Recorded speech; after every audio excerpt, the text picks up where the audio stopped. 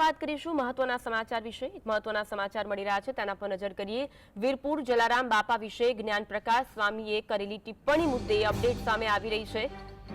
વીરપુરના ગ્રામજનો રઘુવંશી સમાજ અને ભક્તોમાં ટિપ્પણીના કારણે આક્રોશ જોવા મળી રહ્યો છે। ટિપ્પણી મુદ્દે આજે 11 વાગે યાત્રાધામ વીરપુરમાં એક બેઠકનું આયોજન કરવામાં આવ્યું છે અને બેઠકમાં વેપારીઓ, ગ્રામજનો, આગેવાનો સહિતના લોકો ઉપસ્થિત રહેશે। 11 વાગે આ બેઠકનું આયોજન કરવામાં આવ્યું છે।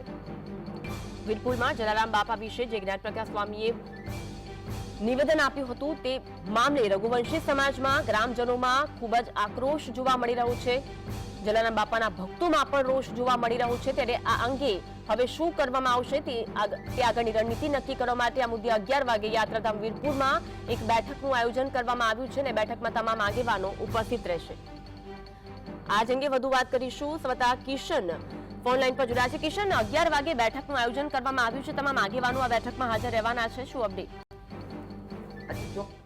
વીરપુરના જે જલારામ બાપા વિશે જ્ઞાન પ્રકાશ સ્વામી દ્વારા જે ટિપ્પણી કરવામાં આવી છે તે મામલે આજે વીરપુરમાં 11 કલાકે વીરપુર ગ્રામ પંચાયત કચેરી ખાતે તમામ વીરપુરના જે આગેવાનો છે જ્ઞાતિના એની એક બેઠક યોજાવાની છે। આ બેઠકમાં વીરપુરના વેપારીઓ, ગ્રામજનો તેમજ બાપાના જે ભક્તો છે તે પણ ઉપસ્થિત રહેશે અને આગામી હાલ જે રણનીતિ છે તે નક્કી કરવામાં આવશે। જી, આભાર કિશન માહિતી આપવા માટે।